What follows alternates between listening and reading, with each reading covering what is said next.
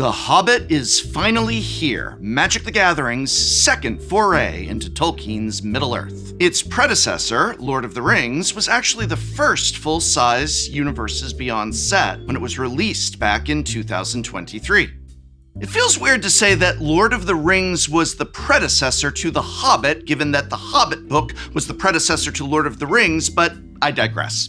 The Lord of the Rings set not only brought with it a mountain of new commanders, it also brought 4 awesome commander decks. So awesome, in fact, that I gave the decks the highest grade possible at Tolarian Community College, an A-. The Hobbit continues the trend of having awesome commanders for players to build around. In fact, it has 25% more legendary creatures than the Lord of the Rings did. That's insane! Legendaries at common are a hell of a drug. They printed 3 Gandalfs, 3 Bilbos, 3 Smogs, 55 burgers, 55 fries. Sorry.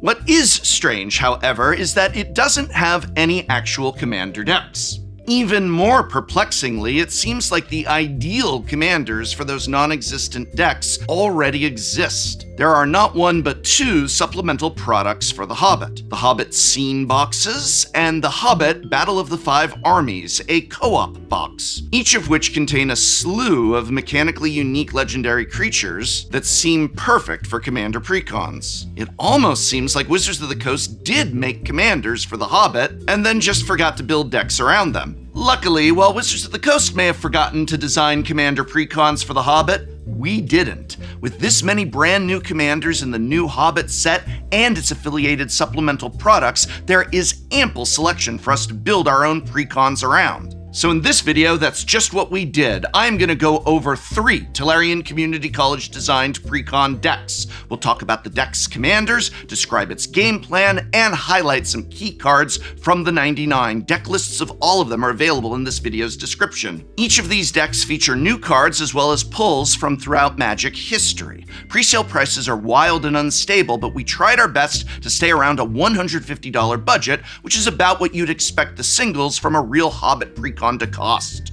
Think you can build a better commander precon for The Hobbit than we can? Prove it, and I'll give you a collector booster box of The Hobbit if you do. Right now, all 3 of my precon decks are available to purchase with a single click on our Manapool landing page at manapool.com/TCC, but I am also doing a giveaway where you can build your own The Hobbit Commander Precon and enter it for a chance to win a collector booster box of The Hobbit. I'll even pick a second winning deck as a runner-up to get a $400 credit on Manapool. Use that $400 credit to buy the deck you designed or whatever you want. You'll have $400 to buy Magic cards and Magic product on Manapool. All you have to do is import your deck list to Manapool or design it there on the site and then click enter. You have until August 24th to submit your deck and we will announce a winner on the 1st of September. And now let's take a look at the 3 commander precons we designed in the Tolarian Community College Build Your Own Precon for The Hobbit. But first, did you know the key to better deck building is through a better night's sleep? It's true. Not only does a good night's sleep itself feel good, but literally everything else you do for the rest of the day feels better because of it. In this life, you want to eat right, you want to have a good pair of shoes, you want to make sure you're hydrated, and guess what?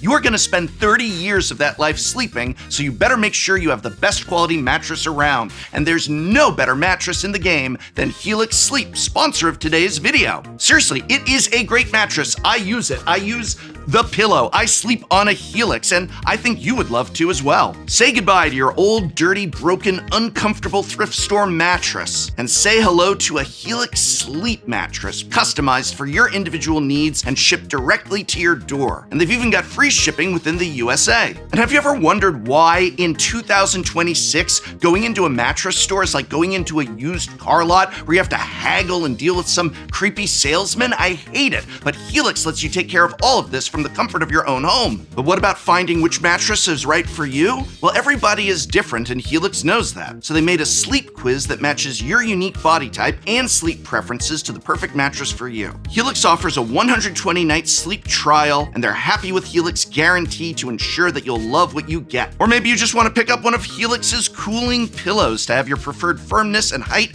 all customized. It's a brilliant pillow for a brilliant night's sleep. Helix's pillows help you stay cool at night with their Glaciotex heat-conductive fabric. They're also incredibly comfortable. Not only does it reduce neck pain and alleviate soreness, but it'll have you waking up feeling refreshed just in time for Friday Night Magic. Best of all, right now Helix is having their Labor Day sale early access, 20% off. Wow, 20% off site-wide. Just head over to helixsleep.com/Tolarian or scan the QR code to mulligan your old mattress and pick up a Helix instead. And thank you, Helix, for sponsoring this video. The first Commander Precon we have designed is Dwarven Legion, a Boros Dwarf Kindred deck with an equipment sub-theme. Headlining the deck is Dane of the Ancient Halls from the Hobbit Eternal. Dane is a 4/5 for 3 generic and 1 of each Boros mana with Vigilance and Haste. Whenever he attacks, he deals damage equal to the number of dwarves you control to each opponent. Dane is a very straightforward card and asks you to do some very simple things. Make a big board of dwarves, then turn them sideways. The fact that Dane's trigger damages each opponent only further encourages this, bringing games to a swift end by spreading damage around the table. The thing about Dane is that he wants to hit the table after you're done setting up. His high mana cost, haste, and an ability that scales with the size of your board all point to casting him later rather than earlier. In short, he's not your engine, he's your finisher. To supplement that, the many dwarves filling out the deck list need to be self-sufficient, keeping you alive and dealing enough damage to your opponent that Dane can get things over with once he comes down. The other thing about Dane is that he is primarily found in the Battle of 5 Armies co-op box, which apparently has been delayed until next year. Luckily, Dane can be found in collector booster packs, but this somewhat limited availability may make him temporarily too expensive for some players' taste. Pre-order price is about $20. I'm hoping that goes down after Friday, but luckily we have a readily available backup Dwarf Commander included in the Dex 99 that you can swap into Dane's place if you so choose. Thorin, King of Durin's Folk. Thorin is a 4/4 for 3 generic and 1 of each Boros mana. Whenever he or another dwarf you control enters, he makes a treasure token. He also gives your other dwarves +1/+0 for each artifact token you control.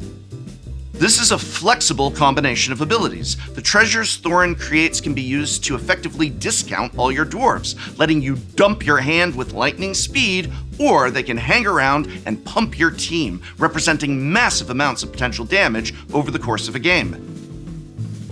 The nice thing about Thorin is that while he's ostensibly a treasure-focused commander, you don't actually need to lean very hard into treasure generation to enable him. Dwarves are the real engine here, as well as the real payoff. The more dwarves you have, the more treasures you make, which then feed back into those dwarves to run your opponents over. So run whichever commander you like. Personally, I think Dane is the better of the two, but they both work well with a deck full of dwarves, and luckily, there are plenty of great dwarves to choose from in Boros colors, many of whom are flexible and able to work self-sufficiently regardless of who's in the command zone. Thus, we built this deck to work with either Thorin or Dane, depending on your personal preference and card availability. As with any aggro deck, the ability to keep your hand stocked with threats is vital. Kylie the Resourceful does an excellent Pure Still Paladin impression, providing a steady stream of cards as you pump out dwarves and equipment, and attaching that equipment for the low price of free. SRAM, Senior Edificer, is an iconic card draw engine in equipment decks who finally gets to take advantage of his type line for once. Another iconic dwarf is Magda, Brazen Outlaw, who absolutely shines in this list. When your plan is to turn a lot of dwarves sideways very quickly, it helps to be able to both pump them and accelerate them onto the battlefield. With all the treasure Magda generates, and Thorin, if he's your commander, you're gonna have no trouble activating her final ability, putting a Goldspan Dragon or Vanquisher's Banner directly into play. Vanquisher's Banner isn't the only Anthem effect in the deck. Kylie's brother, Feely the Pathfinder, also pumps your creatures by +1/+1 if you have an enduring story, all while providing a constant stream of dwarf tokens. And you almost certainly will have an enduring story with this deck, especially if your commander is Thorin.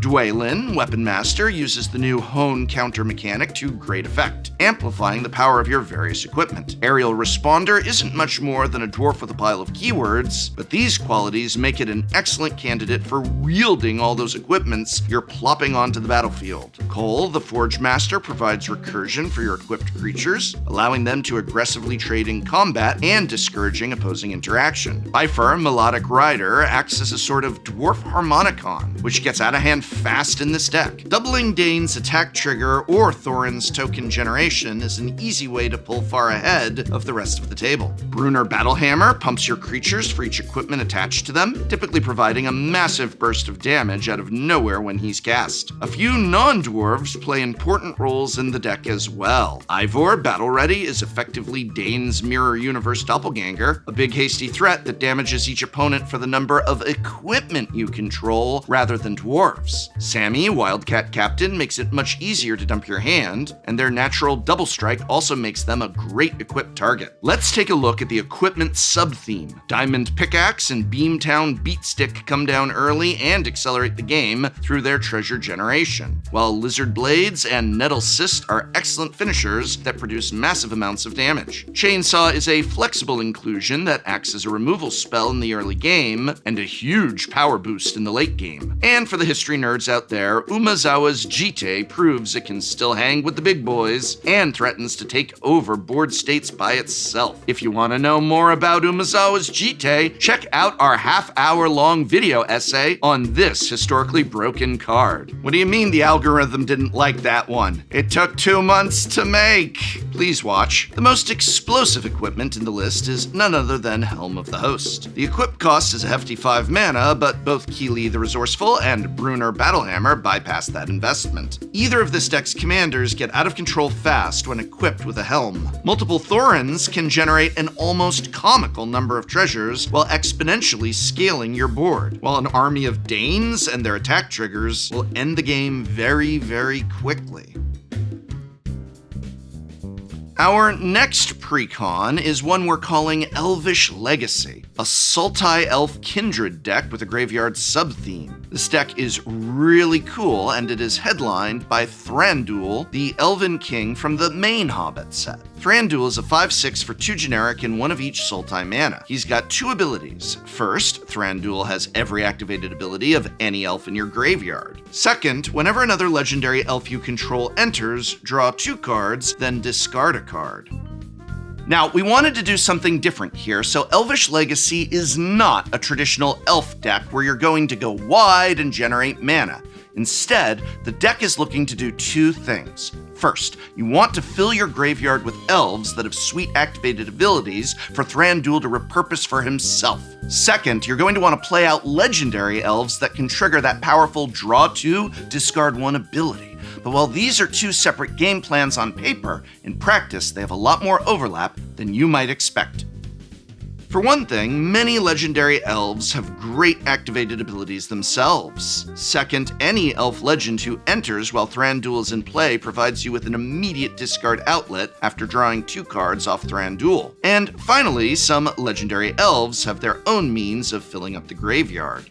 As green-black and green-blue are the most common color combinations for elves throughout Magic's long history, there are tons of elves to choose from for Elvish Legacy.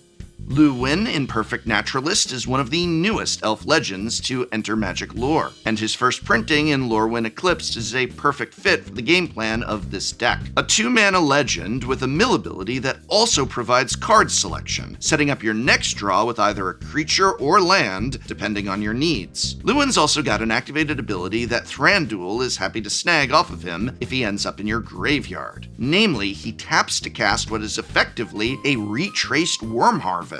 It's literally Worm Harvest, with the same mana cost and everything. Kaiga, Shadow Archdruid, is another great way to fill up your yard whenever she attacks. She also provides the deck with a valuable once-per-turn recursion ability that pairs great with all the graveyard enablers in the deck. Prime Speaker Vannifar provides a Birthing Pod effect, which not only tutors up key synergy cards from your library, but also puts other creatures with activated abilities into your yard for Thranduil. If Vannifar's Birthing Pod searches up a legend, that triggers Thranduil. And once again, if Vannifar dies or otherwise ends up in your graveyard, she passes off her pod effect to Thranduil, Marwyn the Nurturer is a legend that turns Thranduil into a Gaia's Cradle variant, so yeah, that's Dees. While Tyvar the Pummeler gives Thranduil access to Indestructible and the ability to pump your whole team. And the new Elrond Moon Reader provides card draw in play and gives Thranduil his blink effect when in the yard. And yes, if you're blinking 2 legends with Elrond, you'll draw 4 cards and discard 2 when they re-enter. Additionally, 3 of the most popular elf commanders in the format right now, Lathril, Blade of the Elves, High Perfect Morkant, and Marilyn Fey Ascendant are all in Elvish Legacies 99. All 3 are great cards to have in play, but the first 2, Lathril and Morkant, also provide powerful activated abilities from the yard. Elvish Legacy also includes several elves with valuable activated abilities that aren't legendary. Priest of Titania and Elvish Archdruid, for example, provide redundancy to the mana generation of Marwyn. Immaculate Magistrate can grow a creature to ridiculous heights, while Moth-Dust Changeling, technically an elf, can give your Thranduil flying for a turn if the Changeling is in your yard. Underrealm Lich is a sticky engine that provides a ridiculous upgrade to card draw while in play, and even in the yard gives Thranduil the ability to protect himself. Iron Shield Elf provides additional protection to Thranduil while also serving as an unrestricted discard outlet.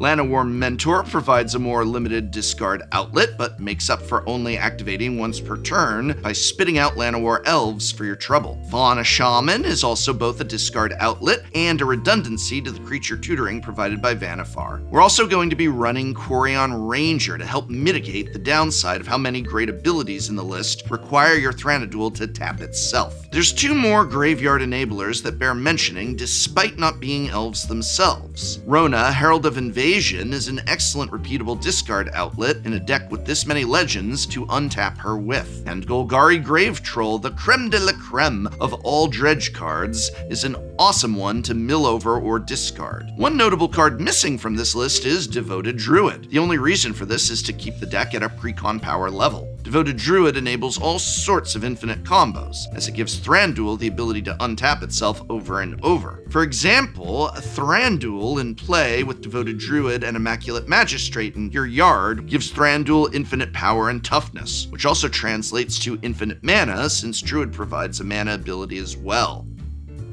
While I did choose to omit Devoted Druid from this precon, if you want to add the card to your deck, I won't try and stop you, but your playgroup might. Frankly, it felt like a crime to leave this card out, given how perfectly suited to the deck it is, so if you own a copy, slot it in. Our final deck is Goblin Horde, a Rakdos Goblin Kindred deck focused around what goblins do best: going face, dealing damage, turning sideways. The deck's commander is Bolg, Erebor's Reckoning, from the Hobbit Eternal list. Now, Bolg is also from the co-op box, but remember he can appear in collector booster packs, and his pre-order is only at about $20. Yeah, I know, only $20 for a single card, but pre-order prices are usually artificially high, and I'm hoping he falls soon. And without a doubt, I believe he's far and away the best commander for our Goblin precon. If you are looking for a more accessible alternative, we recommend slotting in the Great Goblin. He's not a perfect fit, as he's mostly just providing impulse draw in exchange for sacrificing creatures, but if you can't get your hands on Bolg or don't want to spend the price, he'll do in a pinch. Bolg is a 6/6 for 4 generic and 1 of each Rakdos mana. At the beginning of each combat, including your opponent's, he gives +2/+2 to all your goblins and orcs, as well as -1/-1 to all your opponent's creatures. And just for good measure, he's also got Trample. While Bolg's ability synergizes with both goblins and orcs, the fact that he wants to go as wide as possible means it's the goblins who are the clear stars of the show. This is a very classic sort of goblins deck, where you're going to want to play as many gobbos to the board as fast as possible, with Bolg making it almost impossible for you to lose in combat once he comes down. As is often the case with goblins, the best creatures in the deck are those that bring friends. And as any regular Commander player knows, nobody brings more friends than Krenko, Mob Boss. Untapping with Krenko, or hasting him if you've got a Goblin War Chief lying around, immediately leads to an exponentially growing Goblin army that threatens to take over the game extremely quickly, even without Bolg's double anthem. And if you do have that War Chief in play, its haste aura isn't just good good for Krenko himself. Hasting the tokens he creates is an even further amplification of an already absurd card. Speaking of hasty goblins, Howl Squad Heavy pulls double duty as another haste aura and a token generator. And if you're fortunate enough to be able to hit max speed, he's suddenly able to generate absolutely ridiculous amounts of mana. If you'd rather skip the hoops and jump straight to the mana generation, Skirk Prospector is always happy to sacrifice excess goblins for value. Once you've generated a giant pile of mana, either of the members of the Siege Gang would be more than happy to fling some goblins at your opponent's face. Alternatively, Pashalik Mons can make you go up on goblins rather than down, though he'll still need fodder to do so. One very nice side effect of having a double Lord in the command zone is that every goblin orc you play is suddenly much more threatening, regardless of whether or not it has good stats on its own. This is obviously most relevant for the numerous 1/1 tokens the deck creates, but there are also plenty of creatures in the board who have powerful abilities but weak stats. Shoring up those stats negates any weaknesses those creatures might have had and makes them a force to be reckoned with in all aspects of the game. One such creature is Goblin Matron. She's a powerful tutor to start with, able to fetch up any token generator or sack outlet or lord that you may need. Once she's done her thing, however, you're typically left with a 3-mana 1/1 sitting around waiting to die. Bolg's ability instead makes her a much more respectable 3/3, much more threatening should she wish to get involved in combat. Similarly, the ETB ability of Munitions Expert represents huge damage, but its 1/1 body leaves a lot to be desired. With Bolg, it instead effectively becomes a 2-mana 3/3 with Flash, which is a fantastic rate even without doming the table when it enters. Still, combat damage isn't the end-all be-all. Bolg does shrink opponents' boards every turn, but only a little. It's rare that he'll be able to fully clear blockers out of the way, especially if your opponents are playing large creatures. To that end, the deck's primary beatdown plan is supplemented by plenty of routes to direct damage, most of which involve the further sacrificing of your poor goblins. Goblin Bombardment does exactly what it sounds like, flinging your creatures directly into your opponent's faces. Sling Gang Lieutenant provides an arguably even stronger version of this effect, thanks to being a drain rather than just damage. Amplifying the efficacy of all these is Boggart Mischief, which has the added side effect of making combat significantly trickier for your opponents to navigate. Of course, we can't entirely count out the orcs. This may be primarily a goblins deck, but the orcs in the list are certainly no slouches. Orcish Siege Master and Warg Rider are force multipliers for your offensive capabilities, respectively providing trample or menace to your entire board, and thus making your attacks much trickier to deal with. Gorbag of Minus Morgul is one of the deck's few sources of card advantage, letting you trade any random goblin that makes it through combat for a card or a treasure. And did you know Merciless Executioner is an orc? The Aristocrat staple plays quite nicely here, given how little this deck is bothered by sacrificing creatures. There's one more aspect of this deck that's worth mentioning. While extra combat steps are a powerful option for any beatdown deck, they scale exponentially well with Bolg, whose Anthem effect triggers at the start of each combat. As such, this deck includes 2 different ways to trigger additional combats: the one-shot sorcery Relentless Assault, and the potentially explosive creature Portraiser, who also happens to be an orc. While including more of these effects would likely exceed the desired precon power level, it's definitely a viable upgrade path should you wish to do so. One I'd recommend is Savage Beating, as the double strike it can grant scales particularly well with Bolg's double Anthem. And there you have it. We built 3 Commander Precons for the Hobbit, but do you think you can do better? Well, if you can, I'll give you a Hobbit Collector Booster Box or just $400 credit on Mana Pool. Just build your own Commander Precon for the Hobbit using any Hobbit Legendary as Commander. This can be from the main set or any of the Legendaries from the Battle of 5 Armies or the Hobbit Scene Boxes. Show me what you can do and you might walk away with either a Collector Booster Box of the Hobbit, $400 worth of credit to spend on Magic cards or products on Mana Pool, or one of half a dozen other prizes that we're giving out. It costs nothing to enter, except of course the time to think up a Commander Precon for the Hobbit, which I really wish Wizards of the Coast had done because there are some cool legendaries in this set. And hey, maybe you'll get some inspiration for Commander decks by watching us play with Commander. We recently played on Shuffle Up and Play with Raran, Voxy, and Covert Go Blue, so you can check out that episode if you haven't seen it already, clicking the I or linked in this video's description.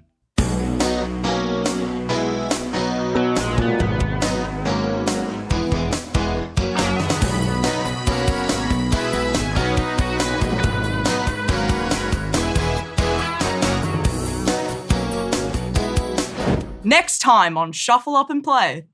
Good day, mates. I hope you're ready for a Shuffle Up and Play that's down under, because we're gonna throw a shrimp on the Barbie queue.